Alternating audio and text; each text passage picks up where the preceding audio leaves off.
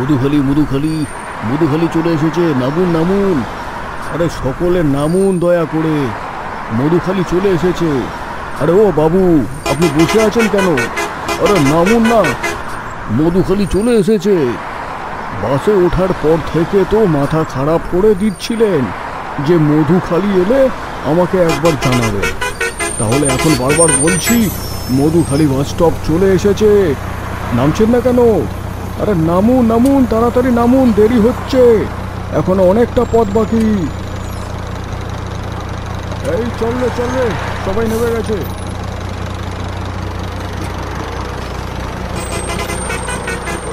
বাসে ওঠার পর থেকে শ্রীকান্তের মুড এমনিতেই চটে আছে। তার উপরে পকেট থেকে ফোন বার করে এদিক ওদিক ঘুরিয়ে ফিরিয়ে দেখছে, কিন্তু কোনোভাবেই ফোনের নেটওয়ার্কের দেখা মিলছে না। ধুর, সারা জীবন এই গ্রামের অবস্থা এরকমই রয়ে গেল। কল করার মতো ফোনের নেটওয়ার্কের একটা সিগন্যালের দেখা মেলে না। এই গ্রামের মানুষ আছে কিভাবে ভগবানই জানে। মধুখালি গ্রামে সন্ধ্যার পর মানুষজনের আনাগোনা একদমই লক্ষ্য করা যায় না। চালাঘরের সামনে দাঁড়িয়ে শ্রীকান্ত ফোনটাকে এদিক ওদিক ঘুরিয়ে ফিরিয়ে দেখছে, যদি কোনোভাবে নেটওয়ার্কের দেখা মেলে, কিন্তু তার সকল আশাই ব্যর্থ। হঠাৎই তার নজরে পড়ল হাত দশেক দূরত্বে অন্ধকারের মধ্যে একটা রিক্সা দাঁড়িয়ে আছে। রিক্সার কাছে এগিয়ে গিয়ে দেখল এক বৃদ্ধ রিক্সার মধ্যে বসে গুনগুন করে কি যেন একটা গান করে চলেছে। নাকের মধ্যে ভেসে এলো কড়া মদের গন্ধ। ও কাকাবাবু, ও কাকাবাবু, শুনছেন? যাবেন নাকি? হ্যাঁ বাবু, কি হয়েছে? কোথায় যাবেন? আরে না না, কিছু না, আসলে আমি মধুখালি গ্রামের পুকুর পাড়ে যাব। আপনি কি নিয়ে যেতে পারবেন? কিন্তু আপনি তো আবার... ওসব কিন্তু টিন্তু ছাড়ো। এই সন্ধ্যায় ওই পুকুর পাড়ের রাস্তা দিয়ে যাওয়াটা একদমই ঠিক হবে না, কারণ এখন ওইখানে জোকা বুড়ির উৎপাত শুরু হয়েছে। কি জোকা বুড়ি? সেই জন্যই তো এখানে আসা। আর আপনি কি যেন বললেন? ওই জোকা বুড়ি না টোকা পুড়ি, ওটা আমি দেখে নেব। আর কেন রাস্তার মধ্যে কোনো গাড়ি দেখতে পাচ্ছি না, কেবলমাত্র আপনার রিক্সাটাই দাঁড়িয়ে আছে। আপনি কি নিয়ে যেতে পারবেন? অবশ্য আমি আপনাকে বেশ মোটা কিছু টাকা দেব। মোটা অঙ্কের টাকা পেলে তো বেশ কিছুদিন আমার মদের খরচা চলে যাবে। যাই হোক, হ্যাঁ বাবু, অবশ্যই পারবো, অবশ্যই পারবো। যখন পেটে পড়েছে ময়, যতই আসুক না কেন ভয়, করবো সব বিপদকেই জয়। সামনের ঘুটঘুটে অন্ধকার ও ঝিঝি পোকার ডাককে সরিয়ে দিয়ে এগিয়ে চলল রিক্সা। উঠে বসল শ্রীকান্ত, গান ধরল দুলাল খুঁড়ো।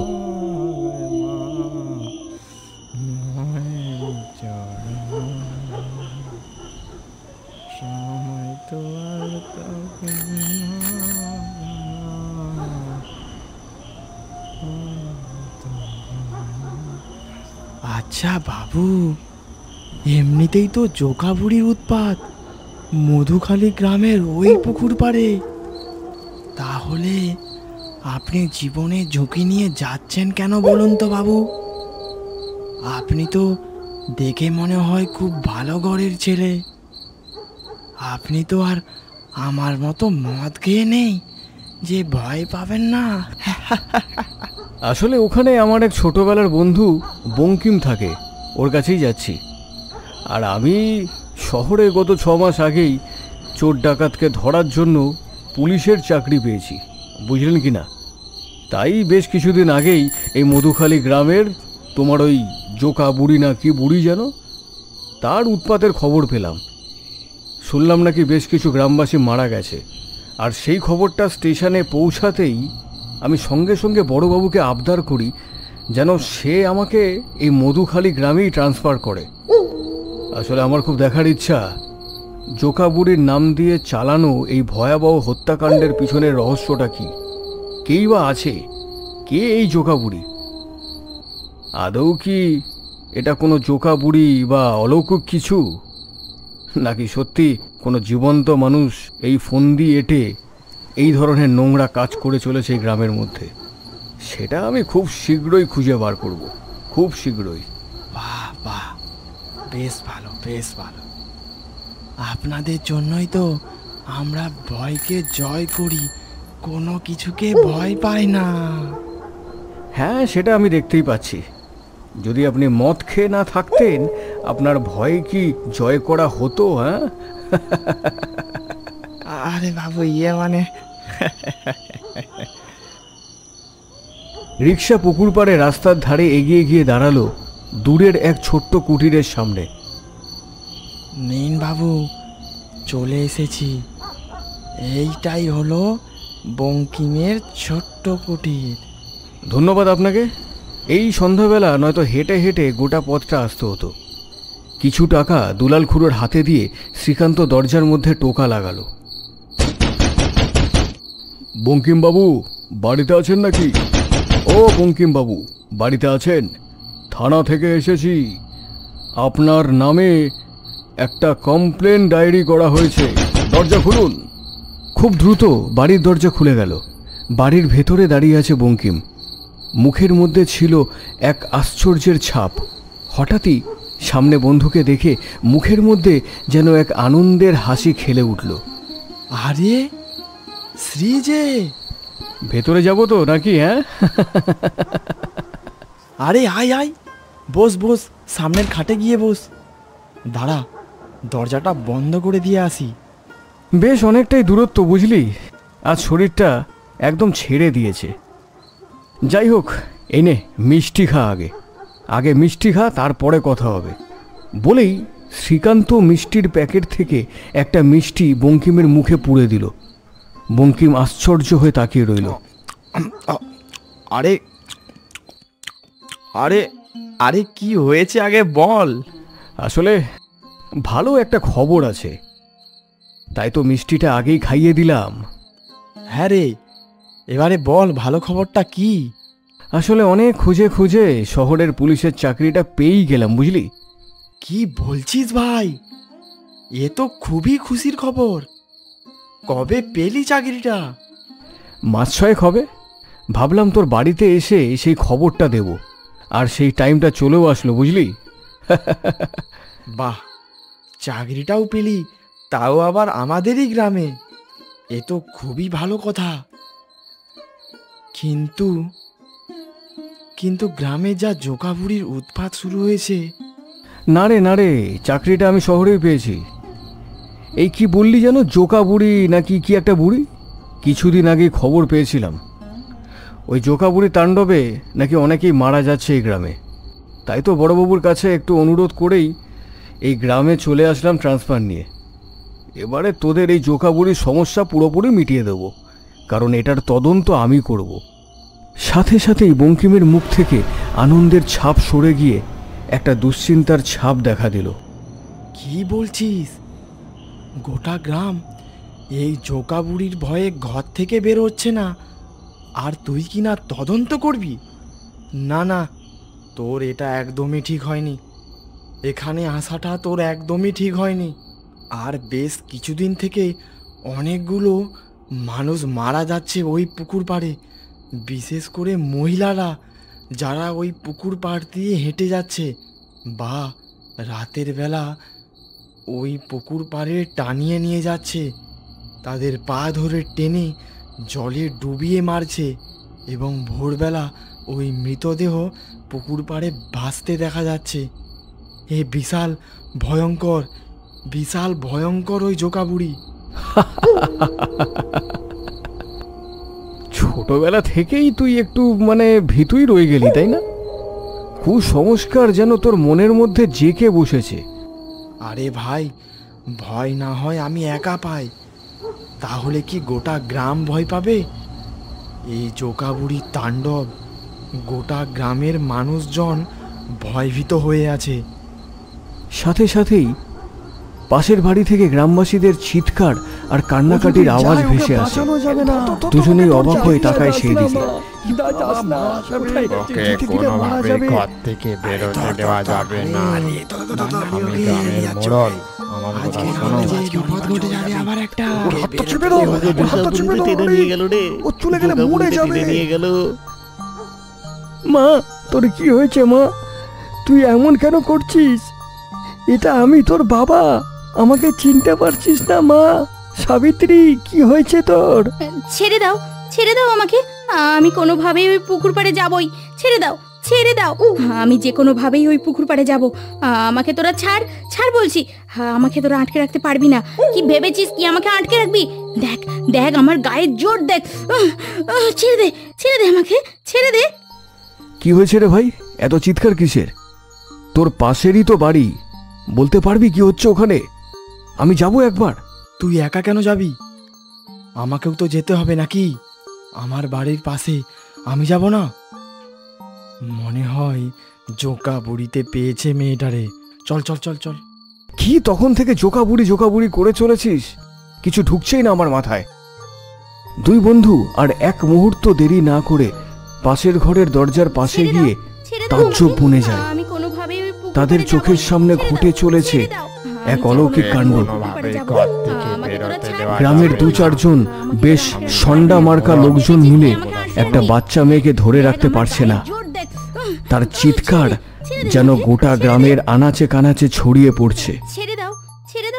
বাচ্চা মেয়েটার অস্বাভাবিক গায়ের জোরের কাছে যেন প্রাপ্তবয়স্ক সন্ডা মার্কা লোকগুলো হার মানছে। মেয়েটা কোথায় একটা যেন যেতে চাইছে, সেটা কোথায় যেতে চাইছে সেটা ঠিক করে বুঝে উঠতে পারছে না শ্রীকান্ত। সে অবাক হয়ে বঙ্কিমকে জিজ্ঞেস করে, হ্যাঁ রে ভাই, মেয়েটার কি হয়েছে? ব্যাপারটা বুঝে উঠতে পারছি না আমি। ওর বোধহয় কোনো মানসিক সমস্যা আছে, মির্গি ব্যারাম গোছের কিছু, এমনটা তো হতেই পারে। তুই কি এখনো আমার কথাটা বুঝতে পারছিস না? একটু চুপচাপ দাঁড়া না। শহরে গিয়ে পড়াশুনো করে একটু বেশিই শিখে ফেলেছিস বল? একদমই আমার কথা শুনছিস না। এটা জোকা বুড়ির কাজ। সর্বনাশ হয়ে গেল মেয়েটার। ওকে একবার যখন ধরেছে আর ছাড়বে না, ওকে বাঁচানোও যাবে না। ততক্ষণে অলৌকিক শক্তির টানাপোড়েনের সেই ভিড়টা একদম দরজার দোরগোড়ার সামনে চলে এসেছে। এ যেন এক ভয়াবহ দৃশ্য। ভৌতিক কাণ্ড থাক বা নাই থাক, এই দৃশ্য যেন সাধারণ মানুষ চোখে দেখতেই পারে না। কি হলো গো? আমার মেয়েটাকে বাঁচাও, ওকে ছাড়া আমি কি করে বাঁচব? এই চোকা বুড়ি আমার মেয়েটাকে কেন টানছে? আমার মেয়ে কি করেছে? আমি বা কি করেছি? কি ক্ষতি করেছি? কি ক্ষতি করেছি ওর? ভগবান, বাঁচাও আমার মেয়েটাকে। আমার মেয়ের দিকে তাকাও। মা, আমার দিকে তাকা। তুই কেন এমন করছিস? তুই আমি চিনতে পারছিস না? আমি তোর বাবা, তোকে কোলে পিঠে মানুষ করেছি। কে আমার বাবা? এই পৃথিবীতে আমার কেউ নেই যে আমাকে ডাকছে। আমি তার কাছেই যাব। আমি আজই চলে যাব। অনেক দিন ধরে ডাকছিল, আমি যে তখন কেন যাইনি। ছাড়, ছাড় আমাকে, ছাড় বলছি। ও আমাকে ডাকছে, আমি এক্ষুনি যাব। পুকুরের কাছে আমাকে নিয়ে চলো। ও ওখানেই আছে, আমার কাছের মানুষ ওখানেই আছে যে আমাকে ডাকছে। আজ আমি ওর কাছে গিয়েই ছাড়বো। ছাড়, ছাড় বলছি শয়তানের দল, আমাকে ছাড়, ছাড় বলছি। বলি কি সচিদা, এ চেষ্টা একেবারে বৃথা। আমাদের কি সাধ্য আছে এরকম অলৌকিক শক্তিকে ঠেকানো? ওকে জোকা বুড়ি টেনে নেবেই, আমরা কেউ আটকাতে পারবো না, বরং আমাদেরও অনেক ক্ষতি হয়ে যেতে পারে। ঠিকই বলেছেন দাদা, আর আটকাতে পারবো না। আর একটা ফুটফুটে প্রাণ ওই চোকা বুড়িতে নিয়ে নিল। মনে হচ্ছে গ্রামে আর থাকা যাবে না। কাল হয়তো আমাদের ঘরের মেয়ের সাথেও এমনটাই হবে। মেয়েটাকে আর কোনো রকমভাবে আটকে রাখা যাচ্ছে না। ওকে আটকানোর বৃথা চেষ্টায় ওদের ভিড়টা এখন দরজা থেকে বেরিয়ে সামনে মধুখালির একমাত্র পুকুরের কাছাকাছি পৌঁছে গেছে। বাচ্চা মেয়েটার বাবা এবারে বঙ্কিমের দিকে তাকিয়ে কাকুতি মিনতি করতে থাকে। বাবা, আমার মেয়েটাকে বাঁচাতো না। চোখের উপর দেখছিস তো কি হয়ে যাচ্ছে। আজ আর আমার ঘরে হচ্ছে, কাল তোর ঘরে হবে। কেউ বাঁচবে না, বিলিয়ে দিস, কেউ বাঁচবে না। আমার মেয়েটাকে বাঁচা তোরা, দয়া করে বাঁচা। কিছু কর রে বঙ্কিম, তুই তো এতটা অমানবিক ছিলিস না ভাই। কুসংস্কার আর ভূতের ভয় তোকে একদম পুরো আষ্টে পিষ্টে ঘিরে নিয়েছে। অদৃষ্টের ওপর এতটা ভরসা করা উচিত না। নিজের হাতে দায়িত্বটা কিছুটা অন্তত নে। আমি নয় কিছুই জানি না, তুই তো কিছু তো জানিস। কিছু করার চেষ্টা তো কর। আর কিছু করার নেই রে ভাই, এটা আমরা সবাই জানি। এটা আমাদের হাতের বাইরে চলে গেছে। দাঁড়িয়ে দাঁড়িয়ে মৃত্যুটাকে দেখা ছাড়া আর কোনো উপায় নেই। এত ভয়ানক শক্তির কাছে আমরা এক একটা ছোট ছোট পিঁপড়ে, বুঝলি? নিজেকে যখন পিঁপড়ে ভাবছিসই তাহলে বাসায় ঢুকে থাক। আসার কি দরকার আছে? আমি দেখি কিছু করে উঠতে পারি কিনা। শ্রীকান্ত দেখল সেই ভিড়টা ততক্ষণে পুকুরের একদম কাছাকাছি চলে গেছে। দু একটা লোক ওই ভিড় থেকে ছিটকে দূরে সরে গেছে, যেন পুকুর পাড়ে কেউ যেতেই চায় না। বরং একজন তো মেয়েটার বাবা শশীবাবুকে আটকে রেখে দিয়েছে, যাতে মেয়ের সাথে সেও না চলে যায়। তার মানে যত সমস্যা ওই পুকুরটাতেই, ওই পুকুর পাড়ের দিকেই মেয়েটা যাচ্ছে। না, আমি দেখতে চাই ওই পুকুরে কি আছে। ছোটবেলার বন্ধু বঙ্কিম, আমার সাথে থাক আর না থাক, আমি দেখব কি হয় এখন। এই বলে শ্রীকান্ত যত দ্রুত সম্ভব পৌঁছে যায় পুকুর পাড়ে। ওকে দেখে অনেকে আটকাতে চায়। মারা পড়বে, এটা পাগল নাকি? শুনুন শুনুন, যাবেন না। শ্রীকান্ত পুকুরের একদম কাছে পৌঁছেই গিয়েছিল। ঠিক সেই সময় ঘটে যায় একটা অলৌকিক ঘটনা, যেটা হয়তো সে দুঃস্বপ্ন ভাবতে পারেনি। বাচ্চা মেয়েটা পুকুর পাড়ে জলের কাছাকাছি পৌঁছাতেই জলের মধ্যে অদ্ভুত একটা কম্পনের সৃষ্টি হয়।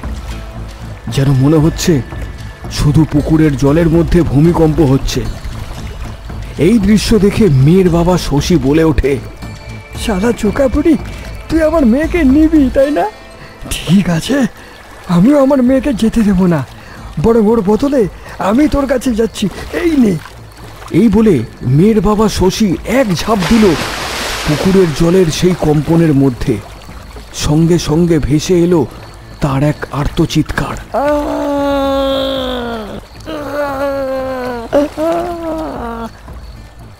কোনো লোক সামান্য জলে ঝাঁপ দিয়েছে, তাতে এত চিৎকার করতে পারে কি? সেটা শ্রীকান্তের ধারণার বাইরে ছিল। সে দেখল জলজ্যান্ত মানুষটা চিৎকার করতে করতে জলের সাথে সাথে ঘুরপাক খাচ্ছে। আস্তে আস্তে যেন অতল গহ্বরে চলে যাচ্ছে। তার দুহাত ওপর দিকে তুলে বাঁচার জন্য আপ্রাণ চেষ্টা করছে, কিন্তু যেন একটা অদৃশ্য শক্তি জলের তলায় তার শরীরটাকে ক্ষত বিক্ষত করতে করতে তাকে জলের অতল গহ্বরে টেনে নিচ্ছে।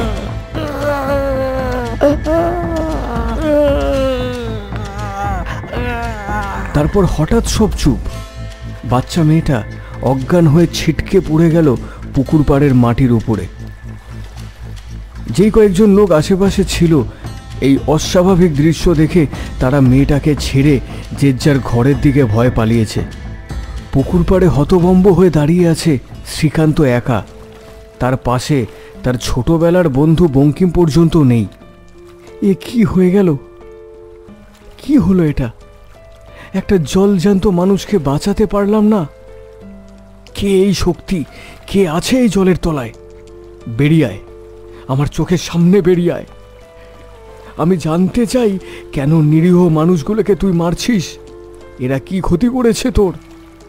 বেরিয়ে আয়, নয়তো আমি নিজেই পুকুরে নামবো। এই বলে শ্রীকান্ত পুকুরে নাবার উপদ্রব করতেই হঠাৎ তার পিঠের উপরে একটা আলতো হাতের ছোঁয়া পড়ল। পেছনে ঘুরে দেখল তার বন্ধু বঙ্কিম দাঁড়িয়ে আছে ঠিক তার পেছনেই। তুই এলি কি করতে? তুই তো বলেছিলি আসবি না। তা কি করে হয় বন্ধু, ছোটবেলা থেকে তোর সাথে এত সময় কাটিয়েছি, ভয় লাগলেও আর কিছু করার নেই। এই ভয়কে এবার জয় করতে হবে, তারই পালা। তোকে একা ছাড়ি কি করে?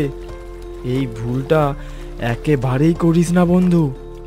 এই জলে স্পর্শ করিস না। কি হাত দেব না? কেন হাত দেব না? আমি জানতে চাই এখানে কি আছে। জেনে তো আমাদের কোনো লাভ নেই। সব কিছুই তোর যুক্তির বাইরেই হবে। পাগল হয়ে যাবি, কিন্তু কোনো কিছু টেরও করতে পারবি না। ঠিক আছে, আমিও বলে রাখছি, যে এখানে আছে সে যদি বেরিয়ে এসে আমাকে না দেখা দেয়, আমি কালকে সকালেই এই পুকুরে সব জল মেরে পুরো শুকিয়ে ফেলবো পুকুরটাকে। তারপর দেখব ও কোথায় লুকিয়ে থাকে।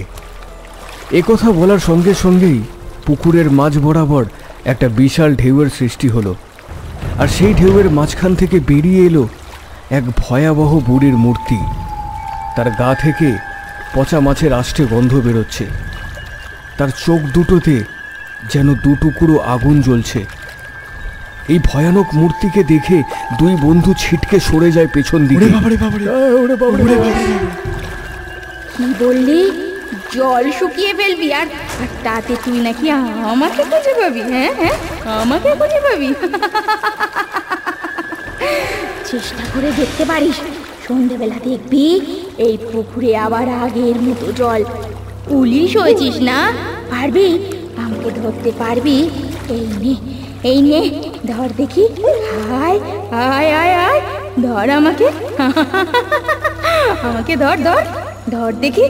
ওদেরকে যারা কুসংস্কারে আবদ্ধ হয়ে একটা পুরনো রীতিকে মেনে আমার মতো অনেককে এখানে এই পুকুরের জলের তলায় ডুবিয়ে মেরে ফেলেছে, তাদের ধর ধর, তাদেরকে পুকুর বোঝানোর আগে তাদের বিরুদ্ধে প্রমাণ জোগাড় কর। যা যা, পুকুর বোঝানোর আগে তাদের বিরুদ্ধে প্রমাণ জোগাড় কর। কি হয়েছিল কি তোমার সঙ্গে? আমাকে খুলে বলো। আমি তোমায় কথা দিচ্ছি তাদের শাস্তি দেব, কিন্তু তার বিনিময়ে তোমাকে এই গ্রামের লোককে ছেড়ে দিতে হবে। এই গ্রাম ছেড়ে চলে যেতে হবে। আমি শাস্তি ওদেরকে দিয়ে দিয়েছি, যারা আমাকে মেরে ফেলেছে। কিন্তু আমার মতো এখনো যারা এই পুরনো রীতির শিকার হয়ে আছে, তাদের আসামিগুলোকে ধর, এই রীতি বন্ধ কর। কি করেছিলাম? একটু সোনা দানা পয়সার লোভী তো ছিল আমার। আমাকে তো সব সম্পত্তি থেকে বাড়ি দিয়ে দিয়েছিল। তারপর সেদিন রাতে ওদের আগামী প্রজন্মের সম্পত্তি রক্ষা করার জন্য আমাকে মেরে ফেলে এই পুকুরের সম্পত্তির জন্য জলের তলায় না ডুবিয়ে দিলেই পারতো। আমি তো হাত জোর করে ক্ষমা চেয়েছিলাম, কেউ আমার কথা শোনেনি। এই রীতি এই গ্রামে তৈরি হয়েছে, হ্যাঁ তৈরি হয়েছে। তাই আজ আমি গ্রামকে শেষ করে ফেলবো। পুরো গ্রামটাই ফাঁকা করে দেব। আমার ক্ষমতা যত দূর এই গ্রামের সীমানা অবধি আছে, দূর পর্যন্ত সব ঘরের মেয়ে মাদের আমি আমার সাথে টেনে নেব। দেখ দেখ দেখ আমি কি করতে পারি। আমি সবাইকে টেনে নেব। কি করে আটকাস আমি দেখব। যারা এ কাজ করেছে এখনো পর্যন্ত, তাদের যতদিন না শাস্তি হচ্ছে ততদিন আমিও থামবো না। খোঁজ নিয়ে দেখ, সব গ্রামেই আমার মতো জোকা বুড়ি কোনো না কোনো পুকুরের তলায় নিচে আজও বাস করছে। কাউকে ছাড়বো না, কাউকে না। এই বলে এক নিমেষে সেই ভয়ানক বুড়ি জলের গহ্বরে কোথায় যেন তলিয়ে যায়। শ্রীকান্ত বুঝতে পারে এ সমস্যা অনেক পুরনো আর অনেক বড়। এটাকে মেটানো তার একার সাধ্যই নয়। না জানি আর কত মানুষ এই জোকা বুড়ির শিকার হবে, আর তার সাথে কত মেয়ে বা মায়েরাও এই পুরনো কুসংস্কারে আচ্ছন্ন রীতির শিকার হবে, কে জানে। এই ঘটনার পরে মধুখালী গ্রাম অনেকটা ফাঁকা হয়ে যায়। বেশ অনেক পরিবারই এই গ্রাম ছেড়ে চলে যায় আশেপাশের কোনো একটা গ্রামে, বা এখান থেকে অনেক দূরে কোনো এক শহরে। পুকুর পাড়ে যে কটা বাড়ি ছিল তারা প্রত্যেকেই পুকুরের দিকের রাস্তা বন্ধ করে দেয়। এমনকি যাদের বাড়ির প্রধান দরজা ওই পুকুরের দিকে ছিল, সেটাও তারা পাঁচিল দিয়ে আটকে দেয়। তবে আজও মাঝে মধ্যে সেদিন রাতের ওই জোকা বুড়ির বলা শেষ কথাটা মনে পড়লে শ্রীকান্তের বুকটা কেমন যেন কেঁপে ওঠে। সব গ্রামে গিয়ে দেখ, আমার মতো জোখা বুড়ি কোনো না কোনো পুকুরের তলায় বাস করছে, পুকুরের তলায় বাস করছে।